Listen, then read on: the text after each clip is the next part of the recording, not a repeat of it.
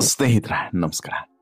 ಬಹುಶಃ ಯಾವತ್ತೂ ಕೂಡ ನೀವು ಇಷ್ಟು ಒಂದು ನಮ್ಮ ಕಾನೂನು ಹೀಗಿದೆ, ಇಷ್ಟು ಟೈಟ್ ಇದೆ, ಆಮೇಲೆ ಮನಸ್ಸು ಮಾಡಿದ್ರೆ ಎಂತೆಂಥವ್ರನ್ನ ಒಳಗೆ ಹಾಕ್ಬೋದು ಅನ್ನೋದಕ್ಕೆ ಸಾಕ್ಷಿಯಾಗಿ ಈ ಪ್ರಕರಣ ನಿಲ್ಲುತ್ತೆ. ಮತ್ತು ಆ ರೀತಿ ತುಂಬ ಲೈಟಾಗಿ ಕಾನೂನನ್ನು ತೆಗೆದುಕೊಳ್ಳೋರಿಗೆ ಇದೊಂದು ನೀತಿ ಪಾಠವಾಗುತ್ತೆ ಅಂತ ಹೇಳಿ ನೀವು ಪ್ರತಿಯೊಬ್ಬರು ಕೂಡ ಒಂದು ಪಾಠವಾಗುವಂತಹ ಅಥವಾ ಪಾಠವಾಗಿ ಸ್ವೀಕರಿಸಬೇಕಾದಂಥ ಒಂದು ಘಟನೆ ಅಂತ ಹೇಳಿದ್ರೆ ಅದು ಈ ರಜತ್ ಮತ್ತು ವಿನಯ್ ಗೌಡ ಅರೆಸ್ಟ್ ಆಗಿರುವಂತಹ ಘಟನೆ.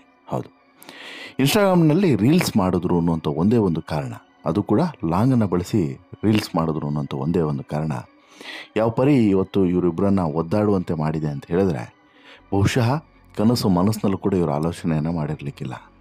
ಹಾಗೆ ಇವರನ್ನು ಇವತ್ತು ರುಬ್ಬಿ ಹಾಕ್ತಿದ್ದಾರೆ ಪೊಲೀಸರು. ಅಂದರೆ 2 ದಿನ ನಿರಂತರವಾದಂಥ ಡ್ರಿಲ್ಲು, ಕೊನೆಗೆ ಜಡ್ಜ್ ಮುಂದೆ ಹಾಜರಿಪಡಿಸಿ ನ್ಯಾಯಾಂಗ ಬಂಧನ, ಇದೆಲ್ಲ ಇದೆಯಲ್ಲ, ಇದು ಬಹುಶಃ ಇವರಿಬ್ರಿಗೂ ಕೂಡ ಕಲ್ಪನೆ ಮಾಡ್ಕೊಳ್ಳೋಕ್ಕೂ ಕೂಡ ಸಾಧ್ಯವಿಲ್ಲ. ಈಗ ಏನು ಮಾಡಿದ್ರು ಏನು ಬಿಟ್ಟರು ಅನ್ನೋದಕ್ಕಿಂತ ಒಂದಿನ ಹೋಗಿ ಜೈಲಲ್ಲಿ ಕೂರಂಗಾಯ್ತಲ್ಲ ಅನ್ನೋದು ಬಹುಶಃ ಇವರ ಚಿಂತೆ ಆಗಿರ್ತದೆ. ಪೊಲೀಸರು ಒತ್ತಡಕ್ಕೆ ಮಣಿದು ರಾತ್ರೋರಾತ್ರಿ ಮೊನ್ನೆ ಬಿಟ್ಟು ಕಳಿಸಿದರು. ಯಾವಾಗ? ಮೊದಲನೇ ದಿನ, ವಿಚಾರಣೆ ದಿನ ಸೋಮವಾರ. ಆದರೆ ಮಂಗಳವಾರ ಇದು ಸಿಕ್ಕಾಬಟ್ಟೆ ಟೀಕೆ ಗುರಿಯಾಯಿತು. ನಂತರ ಇಬ್ಬರೂ ಕೂಡ ಮತ್ತೆ ವಶಕ್ಕೆ ಪಡೆದು ವಿಚಾರಣೆ ನಡೆಸಿ ವಶಕ್ಕೆ ಪಡೆದು ಕೊನೆಗೆ ಒನ್ಸ್ ಅಗೇನ್ ಇವರನ್ನು ಜೈಲಿಗಟ್ಟಿದ್ದಾರೆ. ಅಸಲಿಗೆ ಬಸವೇಶ್ವರನಗರ ಪೊಲೀಸರು ಈ ರೀತಿ ಒಂದು ಚಿಕ್ಕ ಪ್ರಕರಣ, ಹೇಳೋದಕ್ಕೆ ತುಂಬ ಚಿಕ್ಕ ಪ್ರಕರಣ, ಆದರೆ ತೆಗೆದುಕೊಂಡಂಥ ಆ್ಯಕ್ಷನ್ ಇದೆಯಲ್ಲ, ಇದು ತುಂಬ ಗಂಭೀರವಾದದ್ದು ಅನ್ನೋದರಲ್ಲಿ ಎರಡನೇ ಮಾತೇ ಇಲ್ಲ.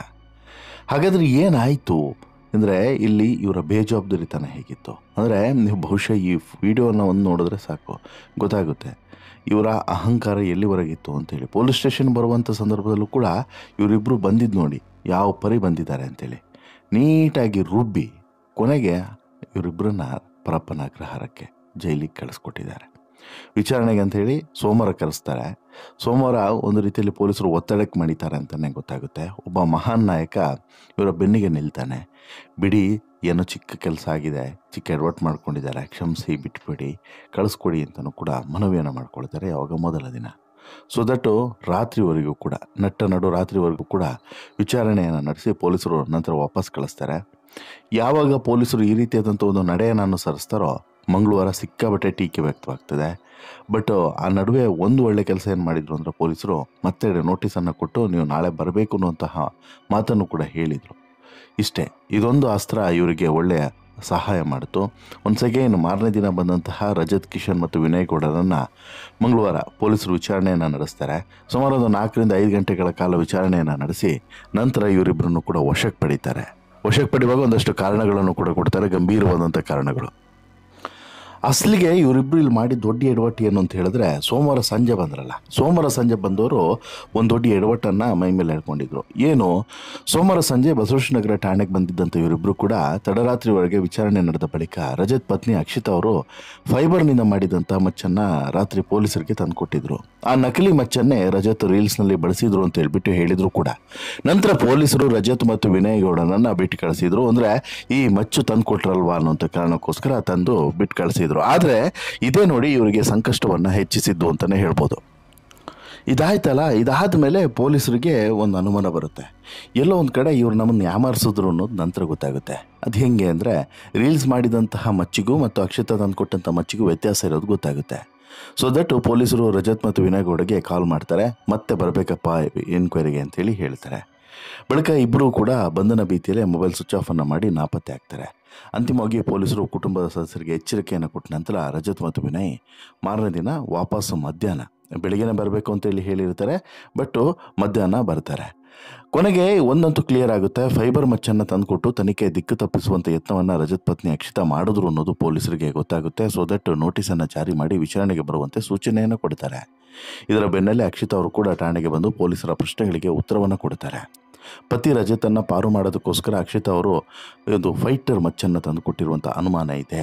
ಅಕ್ಷಿತಾ ಕೊಟ್ಟಿರುವಂಥ ಮಚ್ಚಿಗೂ ರೀಲ್ಸ್ನಲ್ಲಿ ಕಾಣಿಸಿರುವಂಥ ಮಚ್ಚಿಗೂ ತಾಳೆ ಆಗ್ತಿಲ್ಲ. ರೀಲ್ಸ್ನಲ್ಲಿ ಬಳಸಿರುವಂಥ ಅಸಲಿ ಮಚ್ಚನ್ನು ಜಪ್ತಿ ಮಾಡಬೇಕಾಗಿದೆ. ಆದರೆ ಆರೋಪಿಗಳು ಆ ಮಚ್ಚಿನ ಯಾವುದೇ ಮಾಹಿತಿಯನ್ನು ಕೊಟ್ಟಿಲ್ಲ ಅಂತ ಹೇಳ್ಬಿಟ್ಟು ತನಿಖೆಗೂ ಕೂಡ ಸಹಕರಿಸ್ತಿಲ್ಲ. ಹೀಗಾಗಿ ಹೆಚ್ಚಿನ ವಿಚಾರಣೆಗಾಗಿ ಇಬ್ಬರನ್ನು ಕೂಡ ಪೊಲೀಸ್ ಕಸ್ಟಡಿಗೆ ಪಡೆಯಲಾಗ್ತದೆ ಅಂತ ಹೇಳ್ಬಿಟ್ಟು ಹಿರಿಯ ಅಧಿಕಾರಿಗಳಿಗೆ ತಿಳಿಸಿ ಪರ್ಮಿಷನನ್ನು ತೆಗೆದುಕೊಳ್ಳುತ್ತಾರೆ. ಪೊಲೀಸರ ವಿಚಾರಣೆ ವೇಳೆ ರಜತ್ ಮತ್ತು ವಿನಯ್ ಗೌಡ ತಾವು ಸಾರ್ವಜನಿಕ ಸ್ಥಳದಲ್ಲಿ ವಿಡಿಯೋ ಮಾಡಿಲ್ಲ, ಇದು ನಾಗರಬಾವಿಯ ಅಕ್ಷಯ್ ಸ್ಟುಡಿಯೋದಲ್ಲಿ ಮಾಡಿರುವಂತಹ ವಿಡಿಯೋ ಅಂತ ಹೇಳ್ಬಿಟ್ಟು ಎಷ್ಟೇ ಹೇಳಿದರೂ ಕೂಡ ಪೊಲೀಸರು ನೀವು ಅದು ಮಾಡಿದ್ದು ಓಕೆ, ಬಟ್ ಇಲ್ಲಿ ಯಾಕೆ ಮಚ್ಚನ್ನು ಮುಚ್ಚಿಟ್ರಿ ಎನ್ನುವಂಥ ಪ್ರಶ್ನೆಯನ್ನು ಕೂಡ ಕೇಳ್ತಾರೆ. ರೀಲ್ಸ್ಗೆ ಬಳಸಿದಂಥ ಅಸಲಿ ಮಚ್ಚು ಎಲ್ಲಿದೆ ಅನ್ನುವಂಥ ಗುಟ್ಟನ್ನು ಬಿಟ್ಟುಕೊಡದಂಥ ಕಾರಣ ರಜತ್ ಮತ್ತು ವಿನಯ್ ಗೌಡ ಶೂಟಿಂಗ್ ಸೆಟ್ಗೆ ಕರ್ಕೊಂಡು ಹೋಗ್ತಾರೆ. ಅಲ್ಲೂ ಕೂಡ ಮಹಜರನ್ನು ಮಾಡ್ತಾರೆ. ಬಟ್ ಎಲ್ಲೂ ಕೂಡ 1 ತಾಸಿಗೂ ಹೆಚ್ಚು ಕಾಲ ಪರಿಶೀಲನೆ ನಡೆಸಿದ್ರು ಕೂಡ ಆ ಮಚ್ಚು ಸಿಕ್ಕಿಲ್ಲ. ಅಲ್ಲಿಗೆ ಆ ಮಚ್ಚುವನ್ನು ಎಲ್ಲಿಗೆ ಕಳಿಸಿದ್ದಾರೆ, ಏನು ಮಾಡಿದ್ದಾರೆ, ಮಾಹಿತಿ ಮಾತ್ರ ಸಿಕ್ಕಿಲ್ಲ. ಸ್ಟುಡಿಯೋದ ಮೂಲೆಯಲ್ಲಿ ಹುಡುಕಾಡಿದ್ರು ಕೂಡ ಲಾಂಗ್ ಪತ್ತೆ ಆಗಿಲ್ಲ. ಹೀಗಾಗಿ ರಜತ್ ಮತ್ತು ವಿನಯ್ ವಿರುದ್ಧ ಸಾಕ್ಷ್ಯ ನಾಶದ ಆರೋಪ ಕೂಡ ಎದುರಾಯಿತು. ಪರಿಣಾಮ ಇಬ್ಬರನ್ನು ಕೂಡ ಮತ್ತೆ ವಶಕ್ಕೆ ಪಡೆದರು. ಅಷ್ಟಕ್ಕೆ ಸುಮ್ಮನಾಗದಂಥ ಪೊಲೀಸರು ಇವರನ್ನು ಜಡ್ಜ್ ಮುಂದೆ ಹಾಜರುಪಡಿಸಿದ್ರು. ಜಡ್ಜ್ ನ್ಯಾಯಾಂಗ ಬಂಧನಕ್ಕೂ ಕೂಡ ಕೊಟ್ಟರು. ಈ ಸಂದರ್ಭದಲ್ಲಿ ರಜತ್ ಮತ್ತು ಅಕ್ಷಿತಾ ಅಂದರೆ ಈ ವಿನಯ್ ಗೌಡ, ಈ ಸಂದರ್ಭದಲ್ಲಿ ರಜತ್ ಪತ್ನಿ ಅಕ್ಷಿತಾ ಇದ್ದಾಳಲ್ಲ, ಈಕೆ ಕಣ್ಣೀರನ್ನು ಹಾಕಿದ್ದು ಕೂಡ ನೋಡಿದ್ವಿ. ಕೋರ್ಮಂಗ್ಲದ ಜಡ್ಜ್ ನಿವಾಸದ ಮುಂದೆ ಇವನನ್ನು ಕರ್ಕೊಂಬಂದಾಗ, ರಜತ್ ಮತ್ತು ವಿನಯನನ್ನು ಕರ್ಕೊಂಬಂದಾಗ ರಜತ್ನ ಅಂದರೆ ಗಂಡನ ಪರಿಸ್ಥಿತಿಯನ್ನು ನೋಡಿ ಈಕೆ ಕಣ್ಣೀರು ಹಾಕಿದ್ದನ್ನು ಕೂಡ ಸೆರೆ ಹಿಡಿಯಲಾಗಿದೆ. ಒಟ್ಟಿನಲ್ಲಿ ಈಗ ಬಹುಶಃ ತುಂಬ ಚಿಕ್ಕ ವಿಚಾರ ಎಲ್ಲಿಗೂ ಕರ್ಕೊಂಡೋಗಿ ನಿಲ್ಲಿಸ್ತು ಅಂತಲೂ ಕೂಡ ಇಲ್ಲಿ ಹೇಳ್ಬೋದು. ಇವನ್ನು ಈಗ ಸೋಮವಾರ ಈಗ ವಿಚಾರಣೆ ಮಾಡಿ ಮಧ್ಯರಾತ್ರಿ ಬಿಟ್ಟರಲ್ಲ, ಅದಾದ ಬಳಿಕ ರಜತ್ ಒಂದು ಸೋಷಿಯಲ್ ಮೀಡಿಯಾದಲ್ಲಿ ರಿಯಾಕ್ಷನ್ ಕೂಡ ಕೊಟ್ಟಿದ್ದ. ಇಲ್ಲಪ್ಪ, ಇದೊಂದು ಚಿಕ್ಕ ವಿಚಾರ, ಇದನ್ನು ಭಾರಿ ದೊಡ್ಡದು ಮಾಡುವಂಥ ಅವಶ್ಯಕತೆ ಇರಲಿಲ್ಲ. ಅಸಲಿಗೆ ಅಲ್ಲಿ ಮಚ್ಚನ್ನು ಚೇಂಜ್ ಮಾಡಿದ್ದಾರೆ ಅನ್ನೋಂಥ ಮಾಹಿತಿ ನಮ್ಗೆ ಗೊತ್ತಿರಲಿಲ್ಲ. ಸೆಟ್ನವ್ರಿಗೆ ಹೇಳಿದ್ವಿ, ಸೆಟ್ನವ್ರು ತಂದು ಕೊಟ್ಟರು, ಅದನ್ನೇ ತೊಗೊಂಡೋಗಿ ಪೊಲೀಸರಿಗೆ ಕೊಟ್ವಿ. ನಾವು ಕೂಡ ಅಬ್ಸರ್ವ್ ಮಾಡಿಲ್ಲ, ಅದು ನಿಜನೋ ಸುಳ್ಳು ಯಾವುದು ಕೂಡ ಗೊತ್ತಿಲ್ಲ. ಯಾವುದು ನಿಜವಾದಂಥ ಮಚ್ಚು, ಯಾವುದು ಫೇಕ್ ಮಚ್ಚು, ನಾವು ಯಾವುದನ್ನು ಕೂಡ ಅಬ್ಸರ್ವ್ ಮಾಡಿಲ್ಲ.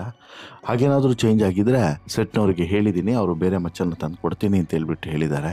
ಇದು ಅಲ್ವಾ ಅಂತಂದರೆ ಒಪ್ತಾರೆ, ಅದರಲ್ಲಿ ಏನು ತೊಂದರೆ ಇಲ್ಲ, ಸರೆಂಡರ್ ಮಾಡ್ತೀವಿ ಅಂತ ಹೇಳಿಬಿಟ್ಟು ದೊಡ್ಡ ಬಿಲ್ಡಪ್ಪನ್ನು ಕೊಟ್ಟಿದ್ದಂತಹ ರಜತ್ ಈಗ ಪೊಲೀಸರ ವಿಚಾರಣೆ ಮತ್ತು ಪೊಲೀಸರ ಪ್ರಶ್ನೆಯನ್ನು ಕೇಳಿ ತಂಡ ಹೊಡೆದಿದ್ದಾನೆ. ಅಸಲಿಗೆ ರಜತ್ಗಾಗಲಿ ವಿನಯ್ಗಾಗಲಿ ಇಂಥದ್ದೊಂದು ದಿನಗಳು ಬರಬಹುದು ಅನ್ನುವಂಥ ಚಿಕ್ಕ ಕಲ್ಪನೆ ಕೂಡ ಇರಲಿಲ್ಲ. ಆ ರೀತಿ ಪೊಲೀಸರು ಇಲ್ಲಿ ನೀರಿಳಿಸಿದ್ದಾರೆ. ಒಂದೇ ಒಂದು ಚಿಕ್ಕ ರೀಲ್ಸು ಯಾವ ಪರಿ ಸಂಕಷ್ಟವನ್ನು ತಂದಿಡಬಹುದು ಅನ್ನೋದಕ್ಕೆ ಸಾಕ್ಷಿಯಾಗಿ ಈ ಪ್ರಕರಣ ಕಾಣಿಸ್ತಿದೆ. ಸೊ ದಟ್ ಇನ್ನಾದರೂ ಇವರು ಬುದ್ಧಿ ಕಲಿತಾರ, ಕಾದು ನೋಡಬೇಕು. ಈಗ ಸದ್ಯಕ್ಕೆ ಜೈಲಿಗೆ ಹೋಗಿರೋರಿಗೆ ಜಾಮೀನು ಸಿಗ್ಬೋದು, ಬಟ್ ಜಾಮೀನು ಸಿಕ್ಕಿದ್ರೂ ಕೂಡ ಜೈಲಿಗೆ ಹೋಗುವಂತೆ ಮಾಡ್ತು ಇದೊಂದು ಚಿಕ್ಕ ಪ್ರಕರಣ ಅನ್ನೋದರಲ್ಲಿ ಡೌಟ್ ಇಲ್ಲ. ಬಟ್ ನಿಮಗೇನು ಅನಿಸುತ್ತೆ ಸ್ನೇಹಿತರೆ, ಈ ಪ್ರಕರಣ ಸಾಗಿ ಹೋಗ್ತಿರುವಂತಹ ರೀತಿಯನ್ನು ನೋಡಿದ್ರೆ ನಿಮಗೆ ಅನಿಸುತ್ತೆ? ದಯವಿಟ್ಟು ನಿಮ್ಮ ಅಭಿಪ್ರಾಯನ ಕಮೆಂಟ್ ಮಾಡಿ ತಿಳಿಸಿ. ಜೊತೆಗೆ ಈ ಸ್ಟೋರಿ ಇಷ್ಟ ಆಯಿತು ಅಂತ ಹೇಳಿದ್ರೆ ಲೈಕ್ ಮಾಡಿ, ಶೇರ್ ಮಾಡಿ, ಚಾನಲ್ಗೆ ಸಬ್ಸ್ಕ್ರೈಬ್ ಆಗೋದನ್ನು ಮರಿಬೇಡಿ. ಧನ್ಯವಾದ.